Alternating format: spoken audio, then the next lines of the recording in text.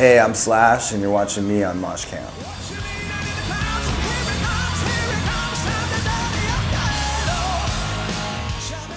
Tour is awesome. It's been really great. We started touring basically in May, and we've just been really well received in all the different countries we've been in so far. You know. We went from playing one song off the new record, like normally you would do, to playing like about 7 songs off the new album, out of demand, not just because we were being sort of overindulgent. So that's pretty good.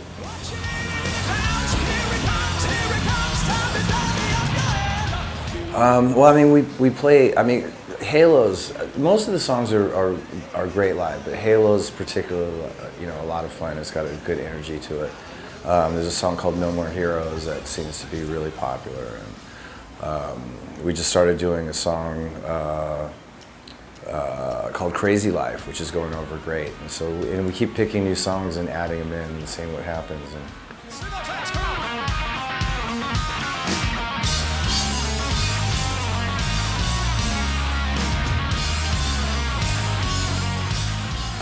Well, I mean, like off the last record, Back from Cali is always a lot of fun to play. And, of course, from, you know, like the Guns catalog, Paradise City is always great. And, you know, I mean, I pretty much, you know, I only pick songs I really enjoy performing live. You know. The first concert that I went to of my own instigation was the World Music Festival in Los Angeles in 1979. It was great. It was Aerosmith and Van Halen headlining the second day, and the first day was Cheap Trick and Ted Nugent, and it was a whole day full of bands, UFO, The Babies, REO Speedwagon, whatever. Yeah, it's pretty cool.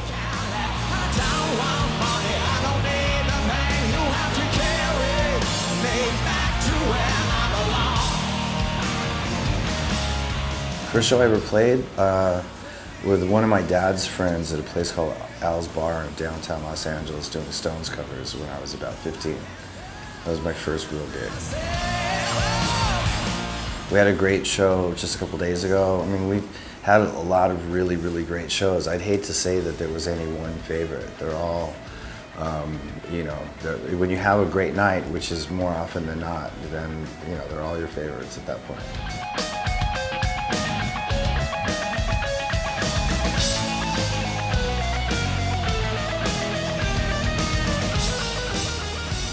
One of the best concerts I've seen comes to mind in recent years was Rage Against the Machine at Lollapalooza in Chicago a few years ago. Van Halen back in 1979, you know. A couple Stones shows over the years, a couple Aerosmith shows, AC/DC, almost every AC/DC show I've ever been to. Yeah, I've seen a lot of great concerts.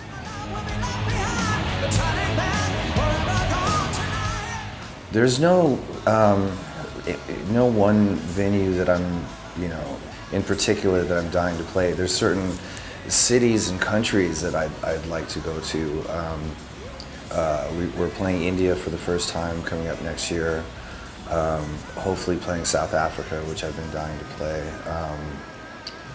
Let's see, you know, go back. We played Russia once, but we had a situation with Todd, our bass player, had to have eye surgery as soon as we landed, so he had to make an emergency flight back to LA. And Brent played bass and our drum tech played drums, so I'd like to go back to Russia and play a proper gig.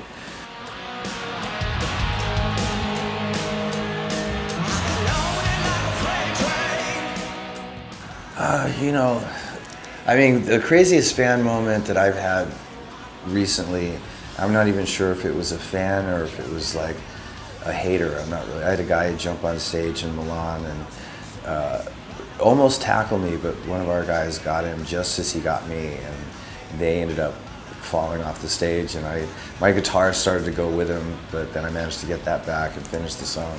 And that was memorable. There's been a few incidents like that where you have people get up on stage that you weren't exactly planning for, that you have to deal with. But I mean, you know, all in all, you know, every time you play in front of just a really passionate audience, it could be 2,000 people, it could be 20,000 people, it could be 60,000 people. Those are really memorable gigs. It's not just one person, it's really just the whole sort of energy of the whole thing. And fortunately, I've had many of those.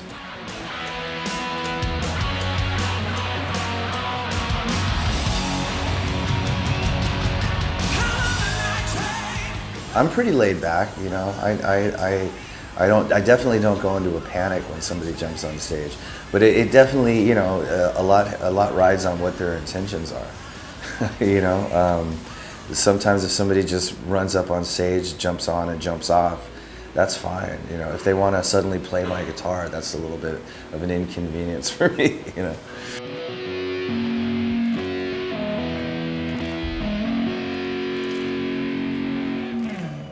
Yeah, man.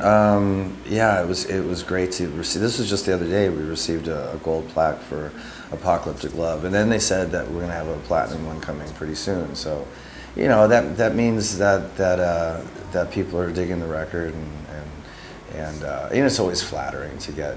You know, I don't pay attention to the record sales, so when the record company comes to me and goes, okay, well here's an acknowledgement of a certain amount of records sold. I'm like, okay, well, you know, I guess we're doing okay.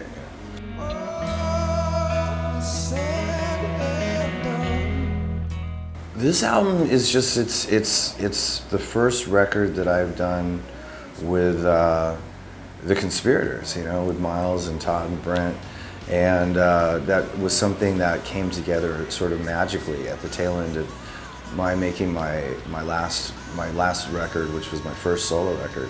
And I met Myles Kennedy, and I asked him if he wanted to do a tour with me to help me support the record. He'd sang 2 songs on the record, and I didn't know who he was. I heard of him, but I hadn't heard him sing, and I'd never met him before. And it was just by chance that I called him up, and I thought I was so impressed with his vocal ability and his personality, and just, you know, his writing and everything.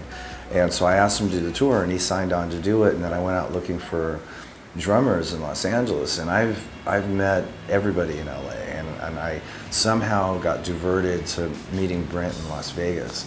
And he turned out to be the perfect drummer, and he introduced me to Todd Kerns, who's like one of the most amazing musician, bass player, singer guys I've ever met. And it just turned out to be this really great band, and so that's turned into this album. So it's something very special about this particular record for me.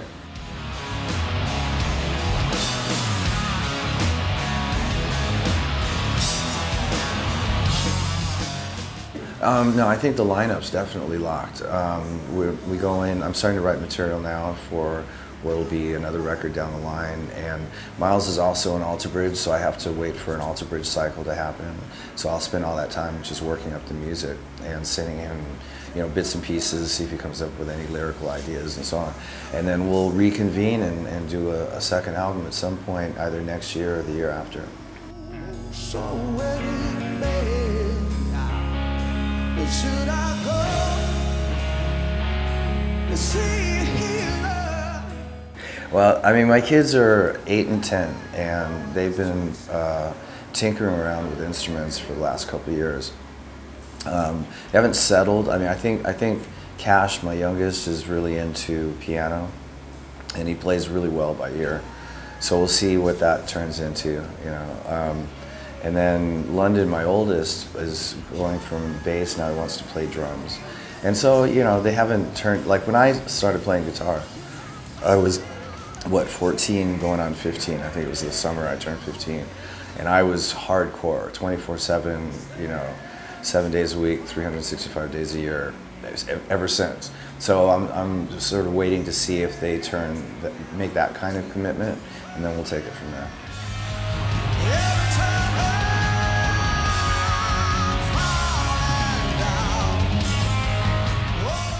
As far as like what type of music they want to get into, it's hard to say.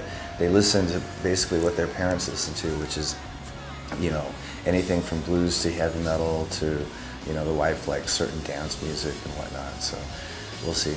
Yeah, so no Justin Bieber for them? No, thank God. Well, they get together with some of their friends, a couple girls actually that they know are decent musicians, and so they'll come over and they'll plug in and do this whole little sort of concert thing in the attic, and it's actually pretty cool, you know. I haven't jammed with that particular lineup, but I have played with London and Cash on the piano and sort of helped them through playing some riffs and stuff like that.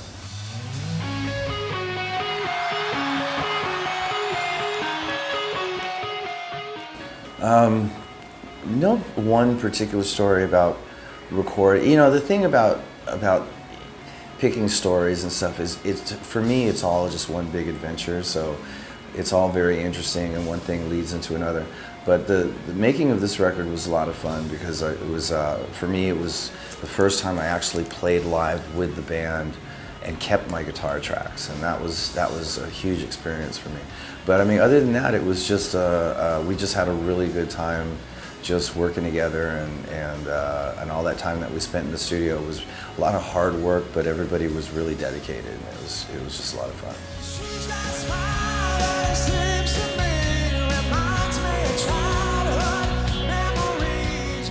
We're gonna do this tour, and then we'll see. You never know. We might jump on another Soundwave tour at some point, or we have to wait till the next record's done. So one or the other. Special place if I say to